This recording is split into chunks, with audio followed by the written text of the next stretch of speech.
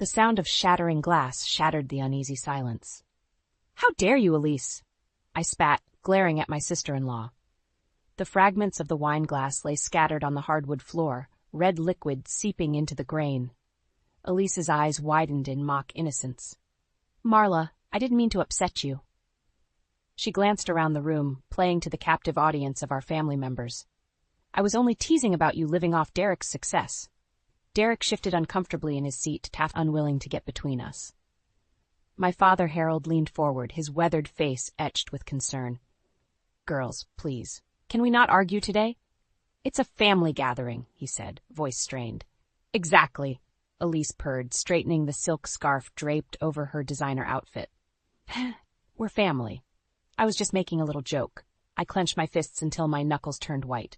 "Your jokes are never little, Elise. They're always thinly veiled insults meant to demean me." She laughed, a grating sound that made my skin crawl. "Demean you? Marla, you're delusional. I'm merely stating facts. If it weren't for Derek's success, you'd be living in a cardboard box." "Elise," Derek finally interjected, his face flushed, but I'd already heard enough. "Keep your money and your malice," I hissed, standing abruptly from my chair. "I'm done pretending we're one big happy family." Harold's eyes pleaded with me to stay, but I couldn't bear another moment under Elise's contemptuous gaze. I stormed out of the room, slamming the door behind me with a resounding thud. As I collapsed onto the guest bedroom bed, the muffled sounds of their bickering still reached my ears. Angry tears streamed down my face as I realized this family vacation was doomed from the start. How could we have let Elise's venom infect us like this? I stared at the suitcase I hadn't bothered unpacking, contemplating whether to start packing or wait for Harold to inevitably suggest we leave early, as he always did to keep the peace. A soft knock at the door interrupted my brooding. I wiped my eyes and called out, "Come in." Harold slipped inside, his expression pained. "I'm so sorry, dear. I think it's best if we cut our trip short this year. The tension is just too much." I nodded, my throat too tight with unshed tears to speak. As Harold moved to comfort me with a warm hug, I couldn't help but wonder how much longer we could go on like this. Something had to give, before Elise's entitlement and cruelty tore our family apart completely. The drive back from the ill-fated family gathering was tense and silent. Harold kept his eyes fixed on the road, his jaw set in a grim line.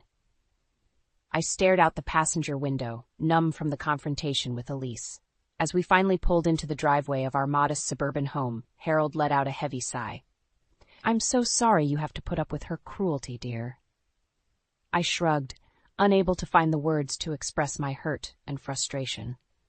Harold had apologized on Elise's behalf more times than I could count over the years. We entered the house, dropping our bags by the door. Harold immediately busied himself making tea, a nervous habit he'd developed since losing Mom to cancer 5 years ago. As I settled onto the living room couch, memories of my mother's final days came flooding back. Elise had visited exactly twice, both times leaving early with excuses about meetings or plans. Her indifference had stung. Harold brought me a steaming mug and took a seat across from me, wringing his hands. "I'm afraid Elise may have been right about one thing." He met my eyes, guilt etched into his features. "You have sacrificed so much for me since your mother passed. If it weren't for you, I raised a hand to stop him, shaking my head firmly. "Don't even think that, Dad. I stayed to care for you because I wanted to, not out of obligation. Mom would have done the same." His eyes glistened with tears as he reached out to grasp my hand. "You have always been the strong one, Marla, so much like your mother." Squeezing his hand in return, I pushed aside thoughts of Elise and her toxic behavior. This man was all that truly mattered to me now. Later that evening, as I prepared a simple dinner of roasted chicken and vegetables, the doorbell rang.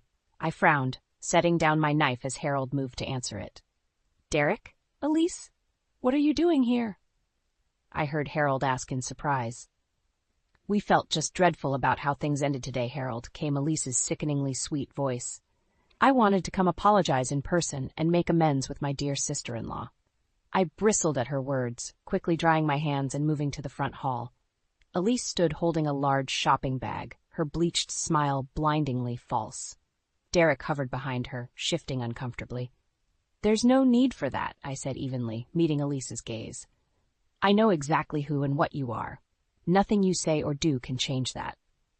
Elise's smile faltered before she regained her composure. Now, Marla, don't be so hostile.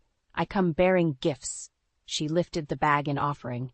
Rolling my eyes, I turned my back on her. You can take your gifts and your empty apologies and go. We want nothing more to do with you. Perhaps you could give us a moment, dear? Harold said in a placating tone. Before I could protest, he ushered Elise and a reluctant Derek into the living room, closing the door behind them. Fuming, I returned to the kitchen and the abandoned meal preparations. How dare she waltz in here with pretty words and wretched deception? I gripped the knife handle so tightly, my knuckles turned white, envisioning plunging it directly into Elise's cold black heart. No, I couldn't lose control like that. Mom had taught me to always take the high road, no matter how tempting vengeance might seem. But as the sounds of their hushed voices drifted through the closed door, I resolved that things could not continue this way. Elise's toxic negativity had cast its shadow over my life for far too long. One way or another, her hold over this family had to be broken, even if it meant extreme measures. A week after the disastrous family gathering, Harold insisted on hosting a dinner at our home for Elise. It's the only way to mend fences and move forward as a family, he had said. I reluctantly agreed, if only to show I was taking the high road. The evening started off civilly enough. Elise complimented the simple but tasteful table setting I had arranged, though I suspected her words were laced with condescension. Derek remained largely silent, his head bowed as if trying to make himself invisible. This chicken is quite good, Elise said after a few bites, a hint of surprise in her tone. I merely nodded, keeping my focus on serving Harold seconds, though I do prefer mine with a bit more seasoning. My grip tightened on the serving spoon as I sensed a barb coming. I like to let the natural flavors shine through, I replied evenly. Elise smirked, taking a pointed sip of her wine. Of course, simple is best when on a budget, I suppose. Derek shifted in his seat, clearing his throat. The meal is lovely, Marla. Thank you for having us. An awkward silence fell as I moved to clear Elise's empty plate. Dessert, anyone? I asked through gritted teeth. Oh, I'd love something sweet, Elise gushed, patting her flat stomach. Though I doubt you baked anything too decadent, we certainly wouldn't want me packing on any extra pounds before my next beach vacation. She let out a high-pitched giggle, as if we should all be in on the joke. Harold began to protest her rudeness, but I had reached my limit. Tell me, Elise, I interrupted, slamming her plate down with a clatter. Do you ever get tired of being such a vile, contemptuous witch? Her eyes widened in mock offense. I beg your pardon? Surely you're not referring to me. Who else could I possibly mean? I scoffed. From the moment you married Derek, you've done nothing but insult me and belittle my life at every turn. I should have known you'd find a way to ruin even a simple family dinner. Now, Elise clucked, shaking her head. Someone's awfully touchy tonight. I was only making a harmless little joke about rich food. Your jokes are never harmless, I spat back. They're always intended to remind me that without Derek's money, you see me as nothing but a penniless failure. Harold reached out pleadingly.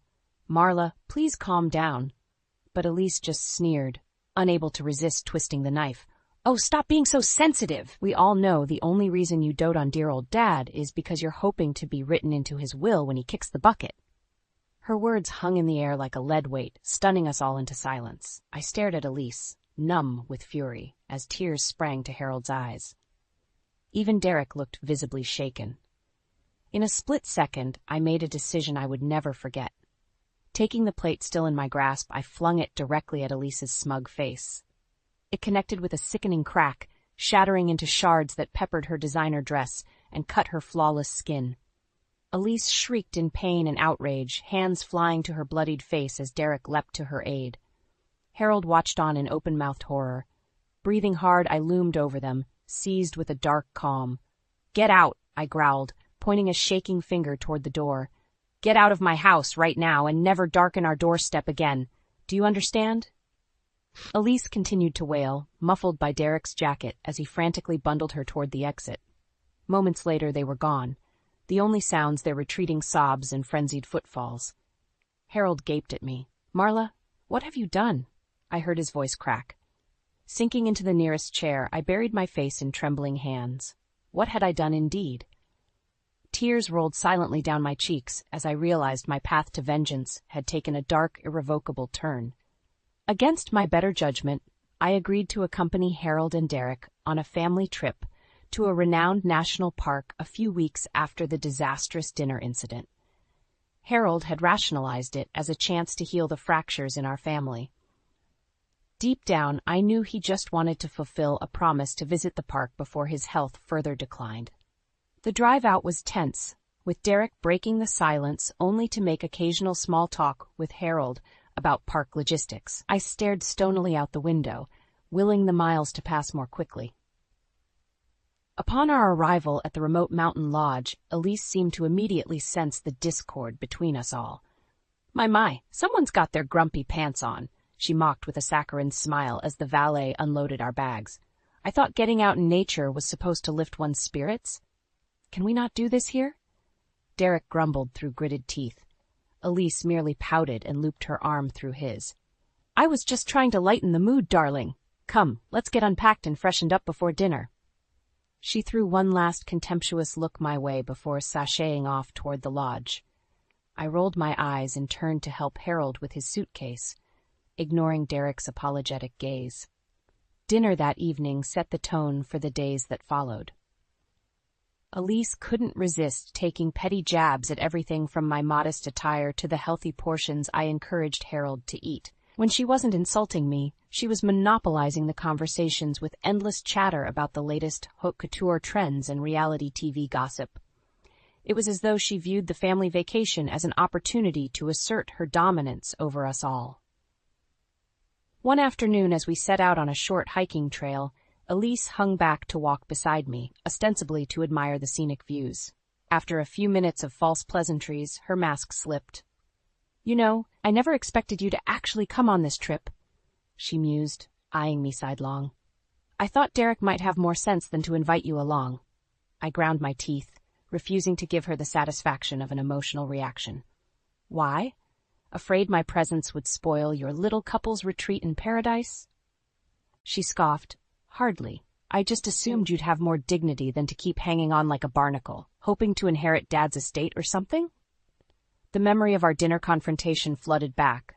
I slowed my pace, clenching my fists. That's a disgusting assumption. Is it, though? She gave a derisive laugh. We both know you've dedicated your whole life to being Dad's caretaker. Isn't that why you've never had a real career? Or a serious relationship? Her words cut deep. I stopped walking, struggling to contain the fury building within me. At least I'm not a vapid, entitled gold digger like you, I spat. Elise raised a perfectly manicured eyebrow, wholly unaffected. Ooh, someone's showing their ugly side again. She moved in closer, her voice dropping to a menacing hiss. Listen here, Marla. The way I see it, you're just a sad, lonely burden that Dad and Derek are too weak to get rid of, but I'm not. So if I were you, I'd watch my back. Panic seized my chest as Elise pulled away and rejoined the rest of our group, the picture of innocence. I remained frozen in place, her poisonous words echoing through me. Was she capable of following through on such a vile threat? Of harming me to get me out of their lives? I shuddered, wrapping my arms tightly around myself. This family vacation needed to end soon, before Elise's malice escalated beyond repair. The morning after Elise's chilling threat on the hiking trail, I found myself unable to look her in the eye over our hotel breakfast. She, in turn, seemed to bask in the tension, chattering away to Derek as if nothing was amiss. Harold must have sensed my unease. As our food arrived, he leaned in close with a concerned expression. Everything all right, dear? You seem even more on edge than usual. I forced a tight smile. I'm fine, Dad. Just tired of the bickering, that's all. Before he could pry further, a commotion arose near the entrance to the dining room. Elise suddenly shrieked, leaping up from her chair. You! What are you doing here? She screeched, eyes wild with panic. We all turned to see a 30-ish man in a tattered jacket standing sheepishly near the hostess station. He scanned the room until his eyes landed on Elise. Elise? I didn't know you'd be here. He trailed off as Derek rose to his feet and moved protectively toward his wife. Who is this, Elise? Derek demanded, glaring at the disheveled stranger. Elise seemed to gather herself, smoothing her hair in a show of composure. "Just an ex-boyfriend with a restraining order," she said coldly. "The staff needs to call security immediately." The man's eyes widened. "No, wait, Elise, please, I only came to talk." "Talk about what?" Derek roared. "About how you're stalking my wife, violating a court order?"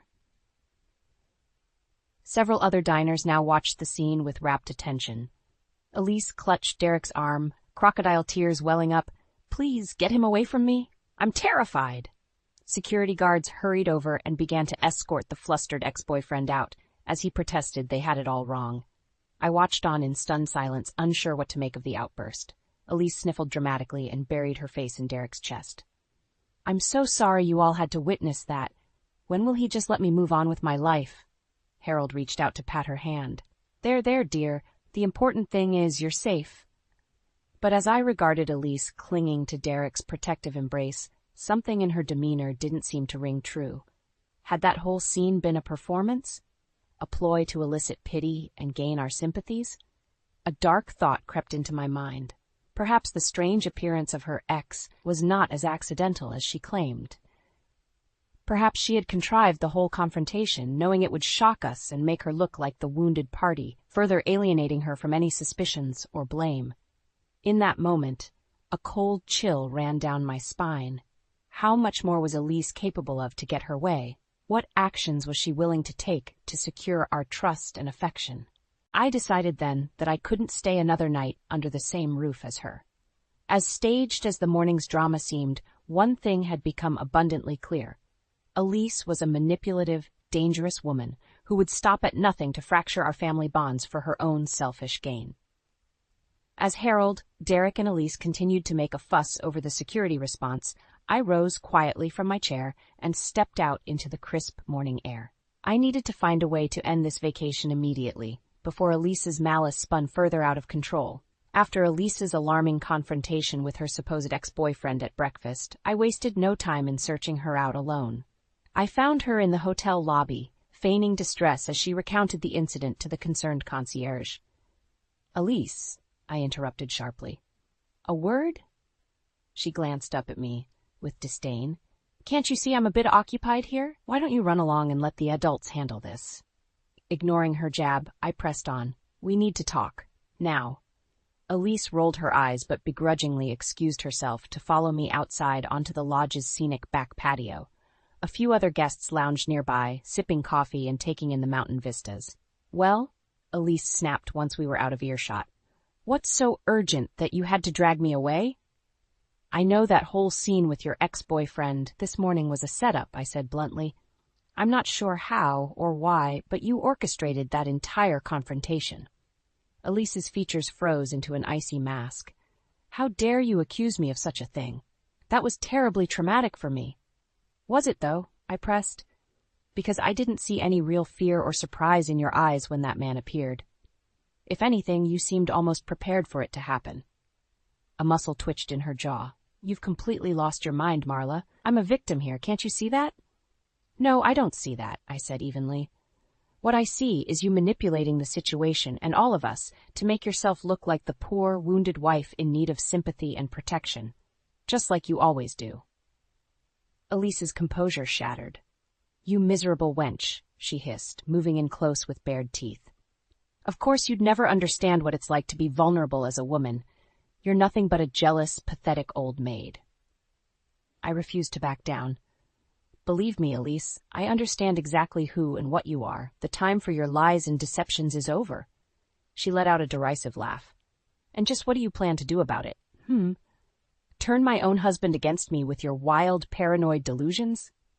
"If that's what it takes," I said, my voice laced with steel. "Your hold over this family ends here." With that, I spun on my heel and marched back inside, leaving Elise to seethe alone in the fresh mountain air. I knew I needed to act fast before she could manipulate the situation even further. I tracked down Harold first, finding him back in the lobby looking confused and troubled. I took his arm firmly but gently. "Dad, we need to leave. Now." His brow furrowed. "But dear, what about the rest of our stay? We haven't even been here 2 days." "Trust me, we cannot stay another night under the same roof as Elise," I said, keeping my voice low. I'll explain everything once we're far away from here. But we have to go. Harold hesitated for a moment, then seemed to read the desperation in my eyes. He relented with a resigned sigh. All right, I'll go let Derek know we're checking out early. As he shuffled off to find his son-in-law, I moved to the front desk to arrange a hasty checkout. Within half an hour, our bags were loaded and we were speeding away down the winding mountain roads, leaving Elise and her web of deceit behind. The rage and disbelief on her face as we drove off without explanation was an image I would not soon forget. Finally, the tables had turned, and a small piece of my long-simmering revenge had been satisfied. As we raced homeward through the spectacular alpine scenery, a calmness settled over me. For once, standing up to Elise's malice had felt like a victory. But I knew this battle was far from over. She would not take our abrupt departure lightly. In the days to come, I was certain Elise would retaliate in full force, and I needed to be prepared to unravel her manipulations completely, no matter how extreme the measures. As predicted, Elise's wrath over our abrupt departure from the family vacation was swift and unrelenting. No sooner had we returned home than Derek showed up at our doorstep, his expression grim. "We need to talk," he stated flatly as I ushered him inside. Harold peered out from the living room, confused. "Derek, what's going on, son?" "I've just come from an argument with Elise," Derek said, running a hand through his hair.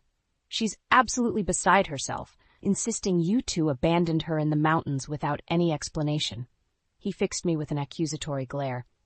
"She said something about you making wild accusations against her, claiming you conspired to have her embarrassed in front of everyone." I refused to be cowed. "Derek, I know this is going to sound extreme, but I promise it's the truth. Your wife orchestrated that entire confrontation with her so-called ex-boyfriend at breakfast." Derek's eyes narrowed. "Don't be ridiculous. Why on earth would Elise manufacture something so upsetting?"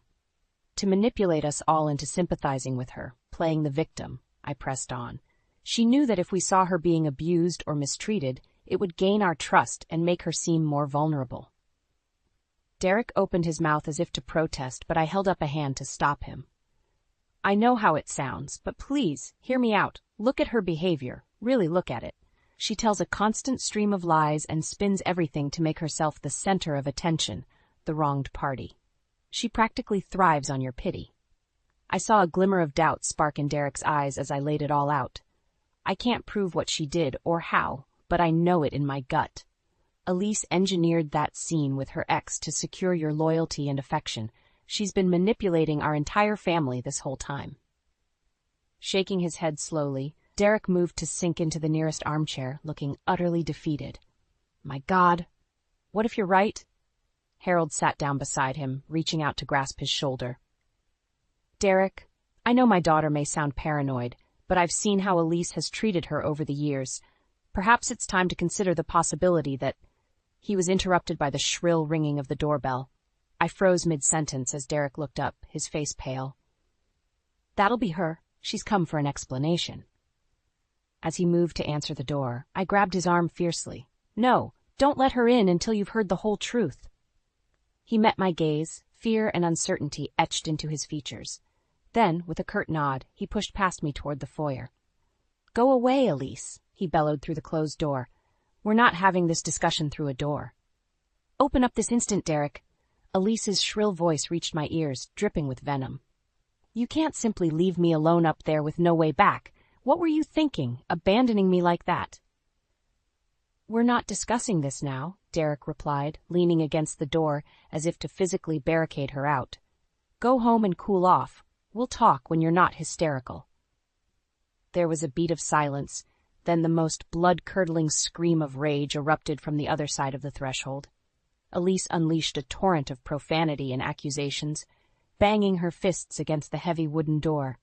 It took all my resolve not to cower back as her wrath blasted through the hallway. Derek remained grim-faced and steadfast, waiting her out. Finally, after what felt like an eternity, I heard her high heels storming off, accompanied by a fresh volley of curses.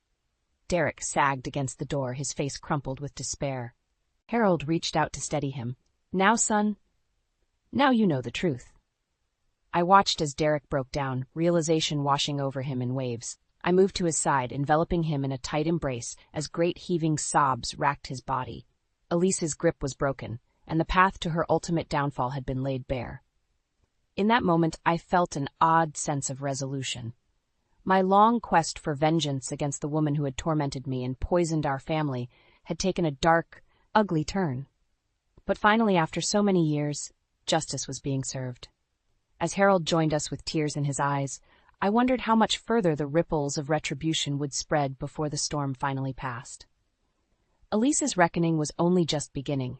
In the weeks following Elise's explosive outburst on our doorstep, a palpable shift occurred within our family dynamics. Derek, finally forced to confront the ugly truth about his wife's manipulations, took decisive action. "I'm filing for divorce," he informed Harold and me one evening over a quiet dinner. "I can no longer ignore or excuse her vile behavior." Harold reached across the table to grasp his hand. "I'm so sorry it has come to this, son, but you have our full support." I simply nodded, a lump forming in my throat. While a dark part of me felt vindicated, the predominant emotion was a deep sorrow for Derek's pain. Elise didn't go quietly, of course.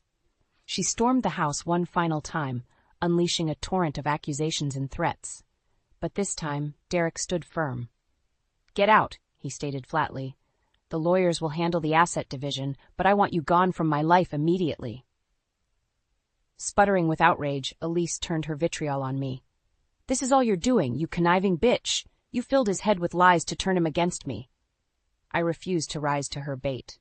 "No one turned Derek against you but yourself, with your constant cruelty and deception. Now leave, and don't come back." As the divorce proceedings dragged on over the following months, Elise grew increasingly unhinged. She showed up to Derek's office shrieking about him destroying her life. She harassed Harold with late-night drunken voicemails pleading for his intervention.